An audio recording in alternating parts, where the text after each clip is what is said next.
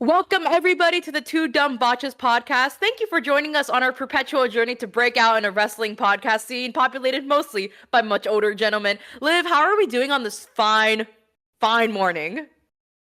I'm doing great. I'm finally getting over a flu that I had for the past week, which is really fun. So if I sound a little gross today, that would be why. But finally feeling human, so That's that's good. good. Dude, I'm so tired right now. For those of you who don't know, Liv is like 3 hours ahead of me in time zones, so I have to wake up extra early to record for this podcast. And typically I'm fine, but oh my God, am I feeling it today? We appreciate Angie getting up at like 9 a.m. just to record this because I could never. Makes it sound so bad because people were like, "Oh, she gets up really early. Like, what is that? Like 6, 7 in the morning?" No, I got up at like 9. Technically, I got up at 8:30, but then I rotted in my bed for like an hour. Neither of us are morning people at all. Well, we do not do morning. Okay, so and we'll get to the wrestling in a little bit, but like I need to defend my name here really quick. I really want to be a morning person, and I do like when I get up in the morning and like I'm able to do stuff, but it's just one of those days. It's just one of those days. I woke up in the middle of the night because my parents were leaving on a flight. I wanted to say bye to my mommy and my daddy, so that's why I'm so tired. You have every reason to be tired because you were up at like 3:30 a.m. So really, I can't fault you at all today. I'm just a girl. I'm just a girl. Okay. Yeah. There's gonna be a lot of that today. We have a pretty stacked week in terms of wrestling. We are still suffering from Royal Rumble fallout. I don't know why I'm saying suffering, but we're still experiencing Royal Rumble fallout. We got a bunch of things we're going to talk about on the pod today. We got Jey Uso choosing his Royal Rumble opponent. We got Elimination Chamber updates. We got some releases, some new trademark names, some possible NXT moves, and then we're finally going to talk about Charlotte's divorce after teasing it last week and then not doing anything with that. We've been to. We got a little sidetracked, but Oopsie we're poopsie. we're making up for it this week. We're going to talk about it. Yeah, so let's just start from the top of the list. Jey Uso choosing his Royal Rumble opponent in Gunther. Ooh, it's it's the safe option. Um, but A very expected choice. yeah, very, very expected choice. Um, I don't think they're ready to turn Cody full heel just yet, which boo. But They really should because I'm over Cody as a face, like completely over Cody as a face. I think he'd be so sexy as a heel. Sorry.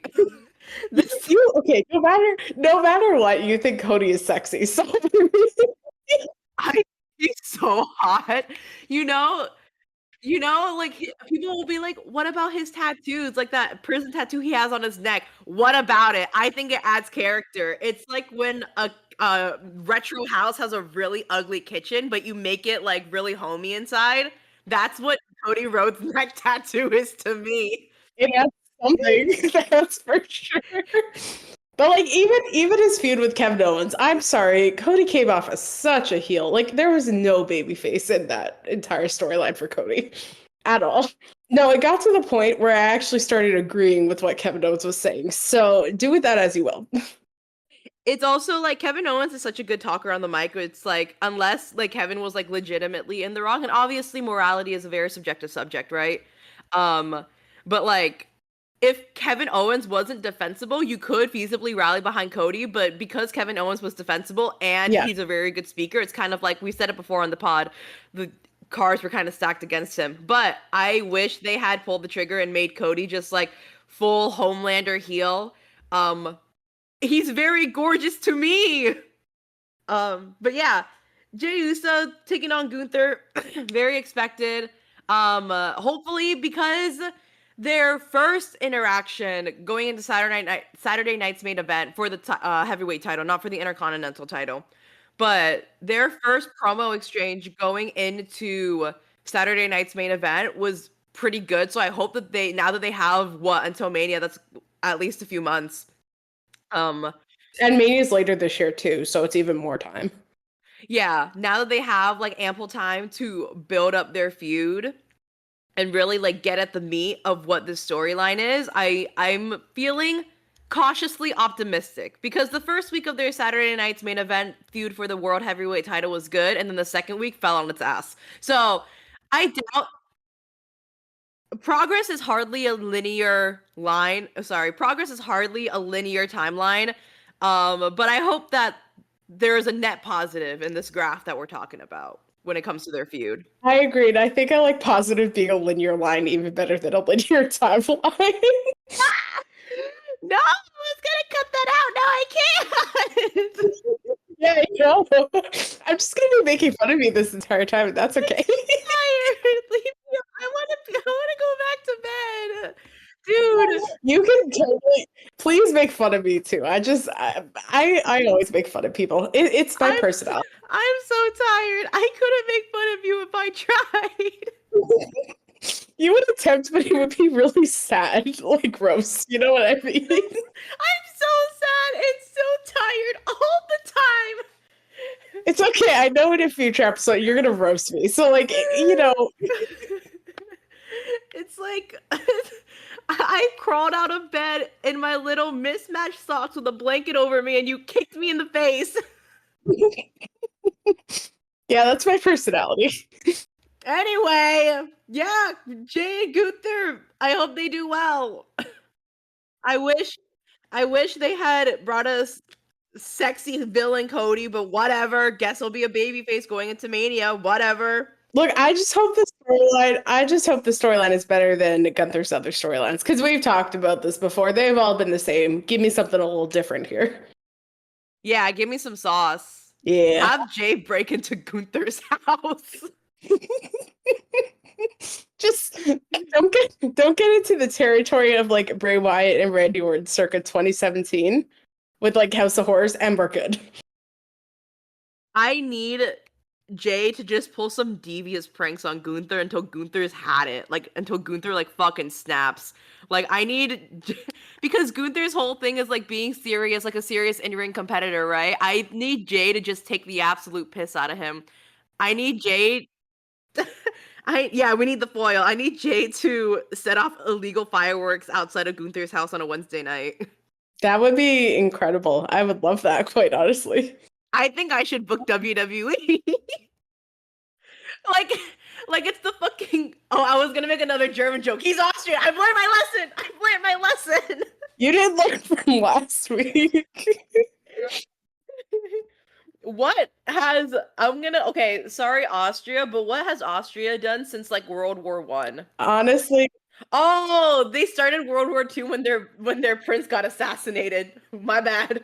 I was gonna go with Birth Gunther, but you know, that works too. It's like the timeline of Austria. It's like you have the beginning of Austria, whenever that is. My bad. Then you have World War One when they got roped into all that alliance hullabaloo, and then you have World War Two where someone very important got assassinated, and then they've kind of like laid low for the past couple of years until Gunther came about. You know, not even born, but as a fully grown man. You know, as we continue to release episodes of this podcast, you're just going to be banned from the entirety of Europe at this point. Not even just Austria and Germany, just the entirety of Europe. They need to let me into Monaco so I can watch Formula One. You and your Formula One. When Formula One comes back, the amount of fucking jokes I will crack on this podcast that are just for me and maybe a few of our listeners will be astronomical. Yeah, for the record, I know nothing about Formula One, so those are gonna go like right over my head. The one Canadian on the grid is a huge nepo baby. Ew. Okay, don't like that. I don't like nepo babies. Bad representation for you guys. Speaking of nepo baby, Logan Paul qualified for Elimination Chamber over Rey Mysterio. Oh my god, I was absolutely livid when Logan went over Rey Mysterio. For those of us who don't know, Rey Mysterio is he's literally my childhood hero. Like, he was the first person I remember watching in WWE, like, and, you know, Rey's been a babyface since, like, the dawn of time, since they invented the wheel, right? I was So, gonna say since the beginning of time. Yep. yeah. So, like, obviously, as a little 6-year-old, I, like, gravitated towards that. And also, I live in Southern California. We have a huge, like, Mexican luchador wrestling scene here. So, Rey Mysterio was, like, my introduction to luchadors. He's been my hero since I was a kid. So, when Logan Paul! Ah! When Logan Paul, noted enemy, noted domestic terrorist, noted international terrorist. He's not a terrorist, but he's 2 minor inconveniences away from becoming a terrorist. He's yeah, he's something. He's a piece of work, noted piece of work, international public enemy. Yep. When he went over Ray, I was livid. In our show notes, we have everybody who was announced for, or not announced, qualified for the chamber recently, like highlighted in bold. And Logan Paul has a vomit emoji next to him, which And he's the only one. Yes. Very, very important to note. He is the only one that has any sort of emoji, so at least he's getting a reaction. Which we talked about this during one of our shifts together, and I think that if we really want Logan Paul out of WWE, which I think is a defensible take because he didn't earn anything, in like He's just been handed everything. in terms of time. Like obviously he's a hard worker, and I don't like I hate to give him his credit, but you know, like we have to stay somewhat objective. Like he's an athletic performer, you know, obviously you can't learn how to wrestle overnight, but in terms of like timelines, in terms of like people like quote unquote paying their dues, I genuinely don't think Logan has done that. Not at all. The amount of effort he's put into the business is disproportionate to the amount of opportunities he's been given.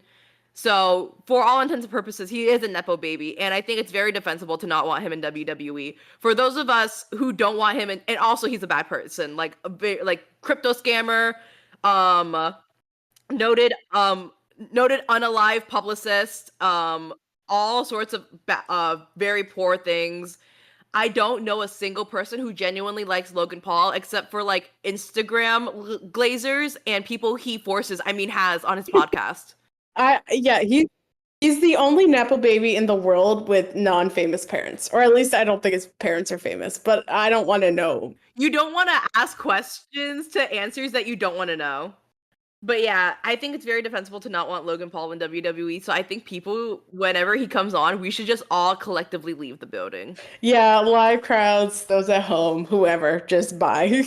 Yeah, like that's your bathroom break, baby. Go get a snack, you know, eat something if you have today. Go get your nachos. This sounds like before I let my kids in for Lego.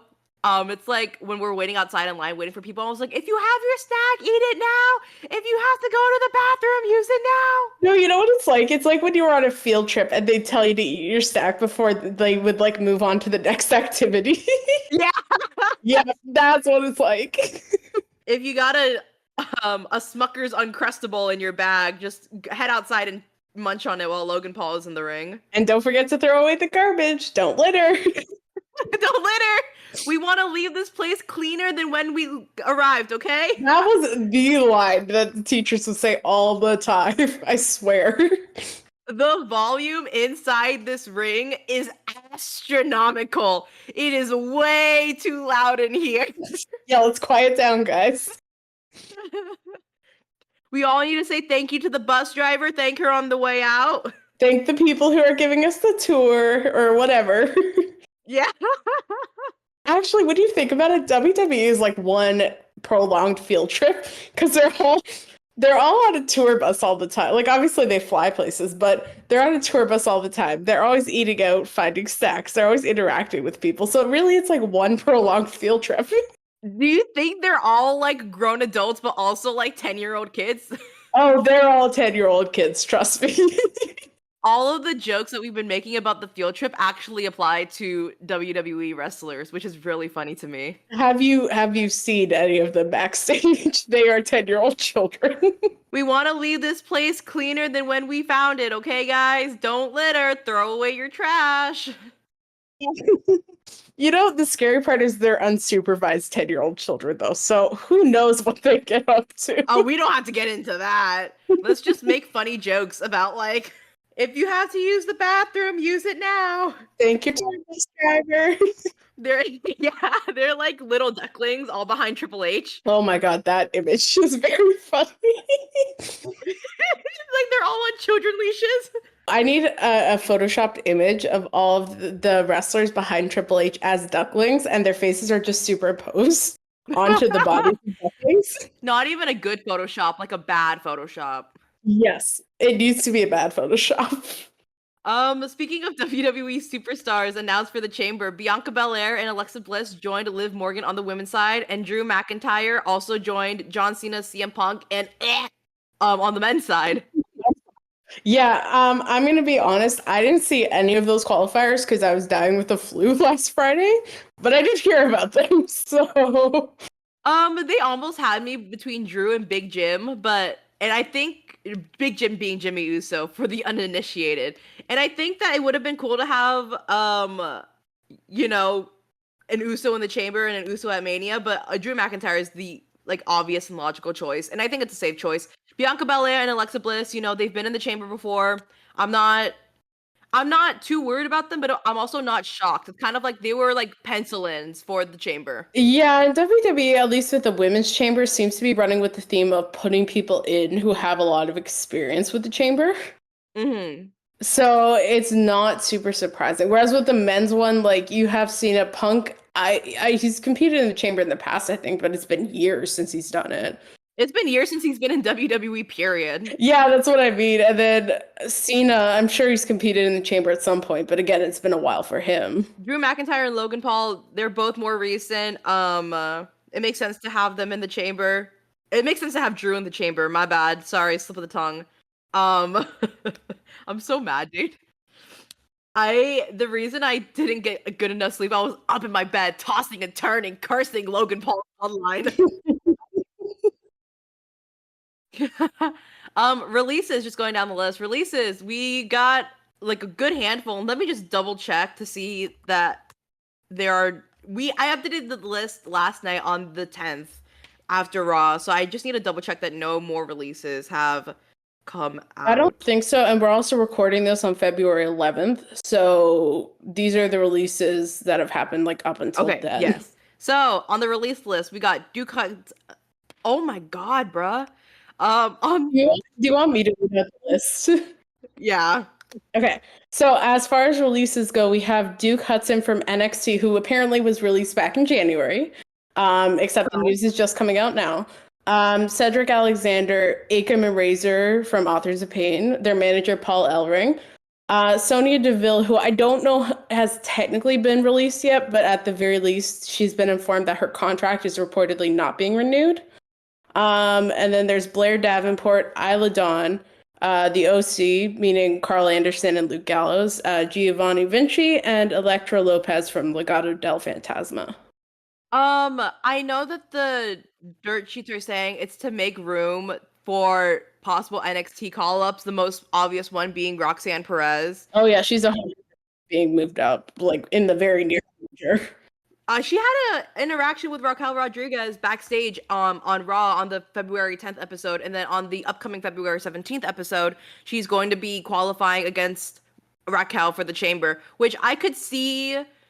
I don't see Liv and Raquel being in the Chamber at the same time because that would tease a breakup that's not being built right now. So I definitely think Roxanne is going over, which would be astronomical to have it would be like almost Tiffany Stratton levels of Elimination Chamber appearance, like getting called up to the main roster and then almost immediately getting put into a high profile match like the Chamber. 100%. And the thing within the women's chamber, they seem to have a theme of picking people who are like more high flyers than powerhouses, especially in contrast to the men's chamber. Yeah.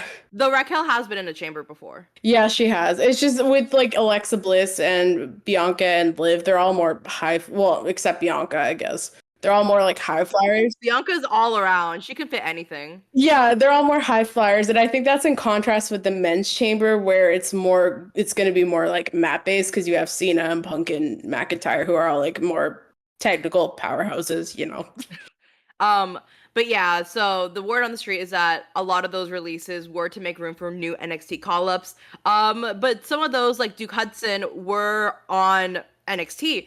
I think he was the only one on NXT, actually. Unless you count the OC flipping back and forth between NXT and the main roster, but that could just be listed up to like general, we don't know what to do with these guys. Which I'm almost certain was the case anyways, because they weren't really doing anything in NXT. Yeah. As somebody who has to watch NXT every week.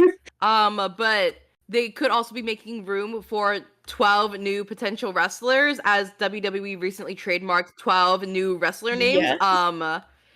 Let me read them out to just to make it clear, the trademarks have been filed. None of them have been approved by the Yes. U.S. Patent Office yet. But Harley Riggins, Aria Bennett, Braxton Cole, Mason Holiday, Mason spelled Masyn. With the Y. I hate that. It's like, have you seen the meme? Of course you've seen this meme of the white woman, like she's pregnant and she has the names on the chalkboard and she circles Lakin at the bottom. That's what this feels like.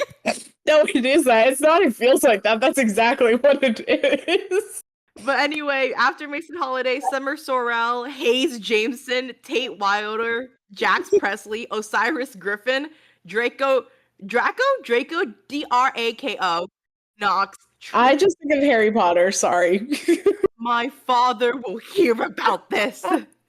The amount of jokes that person's gonna get, like I need it to actually just be, what's his name, Tom Felton. Yes, please. Tom Felton in NXT. That would be so great.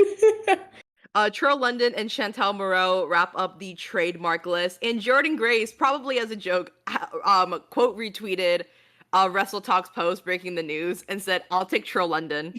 We love her. She's so funny. She's so iconic.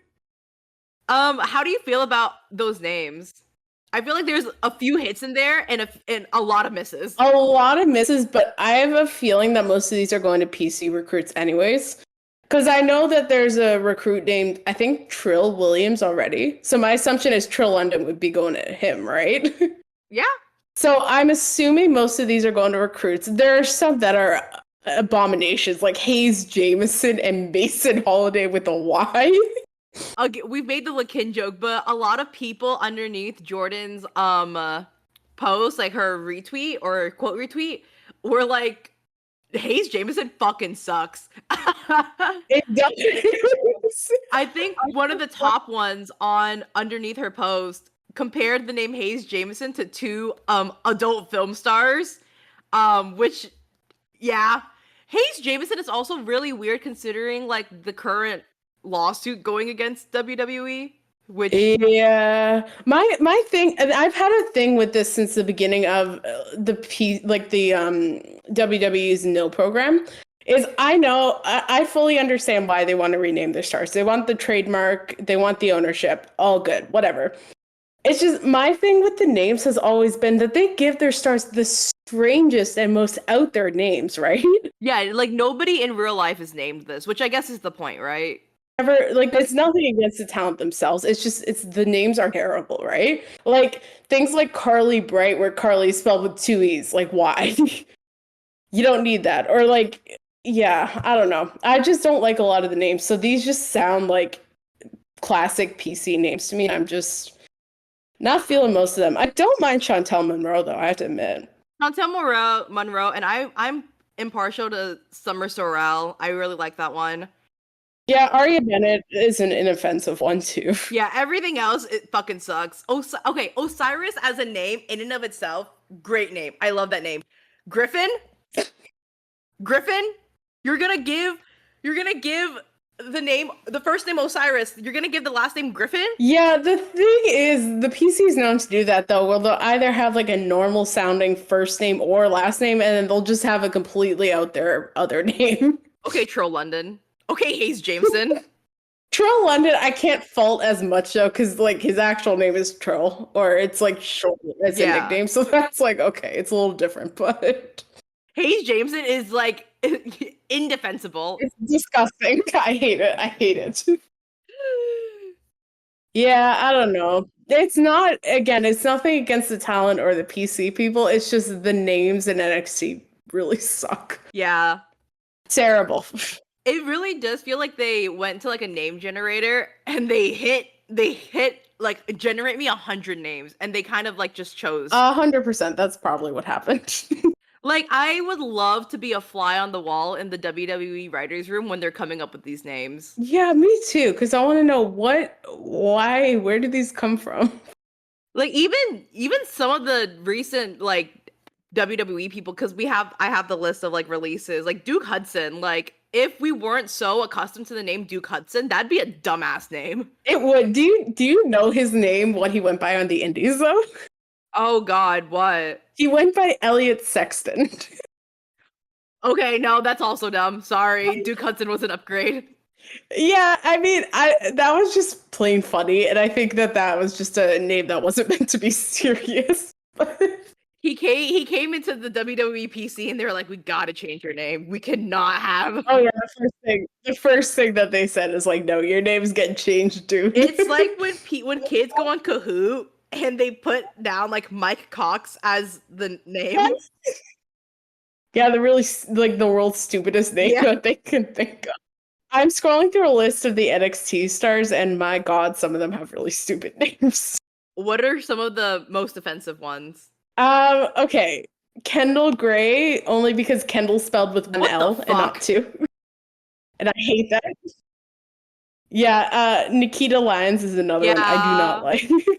Jasmine Nix with a Z and a Y. Zenna Sterling also sounds like a book protagonist, not a wrestler. Or I guess no, you can defend Zenna Sterling. Yeah, I don't like it though, so I won't be defending it. It is not defensible to me. Yeah. Oh, here's another one I really hate. Saquon Sugars, but Sugars is spelled with Shugars. Hate that. Who the fuck? I hate it. Who the hell? Yeah, and I'm pretty sure I think he was an indie wrestler or something. I don't know. I think he came from some sort of wrestling background. I don't know if it was pro wrestling or amateur wrestling or what. I could be also completely wrong, so sorry, but what's in a name? Apparently too much and not enough. Oh my God. They're saying, Hayes Jameson, they're saying that that's going to one of the female PC recruits, by the way. No way. No way. Yeah. Yeah, according to my little list on Wikipedia, so take it with a grain of salt, granted, but it's supposed to be assigned to one of the female recruits. That's crazy. Yeah. Hank Ledger is also a fuck-ass name. Could you imagine carrying a child for 9 months and naming it Tank? God. I like his actual name, though, Joe Spivak. That's pretty fun. Yeah. Nico Vance, too. Nico with a K. We need to get one last piece. Wendy Chu. It's giving Cho Chang from Harry Potter. Not Harry Potter. Is this the Harry Potter episode? Apparently it is. With that reference. No. No.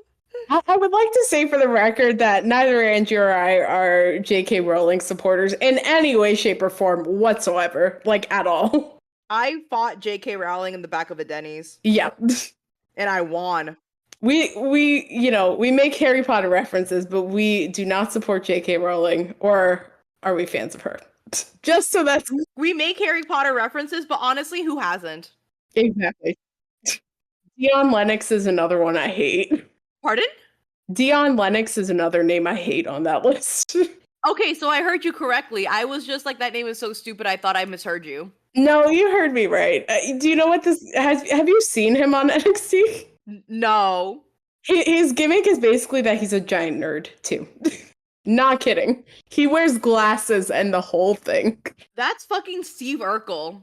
They reinvented Steve Urkel for WWE. Yeah, it's disgusting. Again, he's fine in the ring. I don't have any problems with him. It's just terrible name, terrible gimmick. I don't have any problems with him except his identity as a person. Exactly. His character's identity. Sorry, yes. Not him as a person. No, and we need to make it clear. It's nothing against these people. It's just the names and the gimmicks are really, really stupid. Honestly, the criticisms that we offer on this pod and the jokes that we crack are all about the characters and not the actual people, except for this next segment that we're going to talk about. Charlotte Flair got divorced from Andrade. Yes. And you know what's so funny about this? Well, not funny, but like... About the divorce? No, about the divorce? Pray tell. It's not about the divorce itself. Funny about divorce, Liv. Is something funny? Excuse me, I am a child of divorce, okay? No way, those existed in real life? I thought that was just a meme on TikTok. Unfortunately, they do exist in real life, and I'm living proof.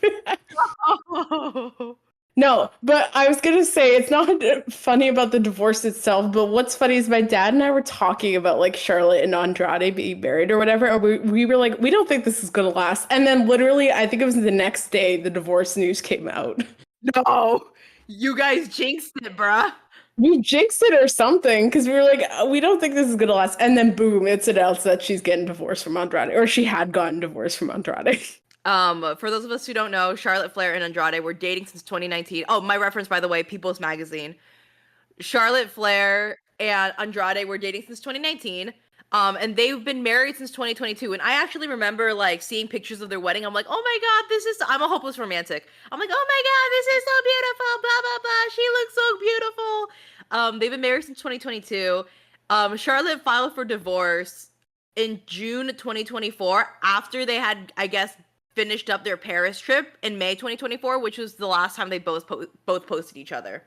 And the Yeah, judge, because I had noticed that too. Like it had been a while. yeah, and the judge granted the divorce in October 2024. Um, that's I know that we said we were gonna talk about it, but out of respect for both of their privacy, I'm trying not to speculate on what might have happened, what might have transpired. Yeah. We don't know the full story, and I don't think we'll ever know the full story. Um, and even then, I can't imagine it's been easy for both of them because they seemed pretty into each other. So I can't imagine it's been easy for both of them. Yeah. No, divorce is never an easy thing. Like Yeah. I can speak from experience on that. Not that I've ever been divorced, but like, as a child of divorce. As a child of divorce, I am an expert on this topic, says Olivia. Oh, trust me, I've seen my share of things, and I can tell you divorce is never easy. Not just for like the people involved, but also for families, you know what I mean? Yeah. Can't imagine. And especially because Andrade was paired up with Ric Flair, Charlotte's dad, during one of his 20 retirement matches. So they had a deep connection. So I can't imagine it's been easy for either of them. So our thoughts are going out to the couple. Personally, like I said, I'm a hopeless romantic. You could hear it from how I was fawning over like the wedding, but like I thought they were really cute. So when the news broke, I was kind of in mourning. And I know that like Miss Ashley and Charlotte and I have beef, but genuinely, like I wish her and Andrade well. Obviously, they're both like so successful that they can stand on their own. I don't think they are gonna be anywhere. I mean, I don't want to say that, but I feel like they can come back from such a traumatic experience like this. And I know that we were making fun of Charlotte for being nearly 40 years old and being butthurt like last week, but like in a more positive light, she is 40 years old. Like she has a life experience. She's confident. So all of our best goes out to both of them. May both of them find great success, except for you, Charlotte. Fuck you for winning the Royal Rumble. What I was going to say, Charlotte has also been through divorce before, and she's, been able to stand through it and get through it and survive, right? So she has experience in that sense, and she's proven to be strong enough to get through it. So I'm sure she will get through this stuff with Andrade. Yeah, it just sucks because Yeah. I mean it doesn't need a reason to suck. It just sucks. It always sucks. Divorces, breakups, whatever, never fun. That's a fucking bummer to end the episode on. Yeah. What Right? a fucking bummer. Can we make fun of people one last time to have this end on a high note? On a high note, Ricky Starks. I like Ricky Starks. I don't know. He seems to be heading to AEW or WWE. He left AEW. I was like, you said that, and I was like, who's gonna tell her? Well, I mean, you had your opportunity to make fun of me. Dude, I know we've been recording for like what, an hour now. I'm still so tired. 42 minutes. It hasn't even been an hour, dude. I'm out of it. Oh, I apologize to anybody listening because this episode's probably a mess. But it's okay. We'll be fine. We'll get through it. We'll live. Honestly, this is just one of those episodes though where there's nothing specific to talk about anyway, so we're just having fun. I think we spent the most time this episode making fun of trademark names and Logan Paul, if that tells you anything about us. That's who we are as people. And I'm serious. I'm standing on fucking business with that one. I know you are, because you were furious last night when I Logan. was so mad. You're I'm still so furious. mad. I'm so mad.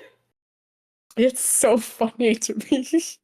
I wish he has scarabs in his bed. I wish everybody involved in the death of Rey Mysterio by the hands of Logan Paul. He's not dead, but I wish everybody involved in putting Logan Paul over Rey Mysterio has scarabs in their bed. You know what the funniest part about it is too, is you knew that Logan was going over as well. I know. Like, you had I know. hope. I knew it was going on. But- I And know. you still had hope. You're like, maybe Ray can pull it out. And then he won. You were so mad. I was so mad.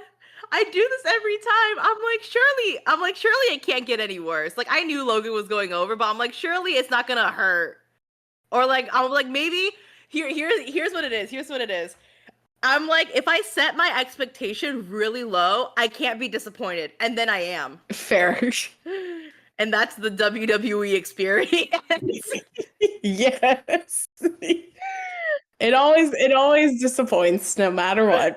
It's like, surely this can't get any worse, and then it does. Without fail. That's the depressing part. Without fail is it always gets worse somehow.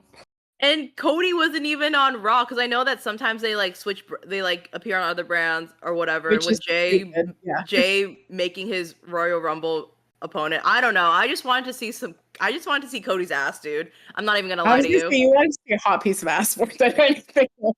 I wanted to see a hot piece of ass, and it wasn't even there. Yeah, and you were very disappointed. Oh, to end on a semi-professional note, I can't believe that Logan Paul took the main event and the fucking title match didn't. The tag team title match. Yeah, no, but the way the show ended with New Day beating Rey Mysterio, that felt like it should have been in the middle of the show, not at the end of the fucking show.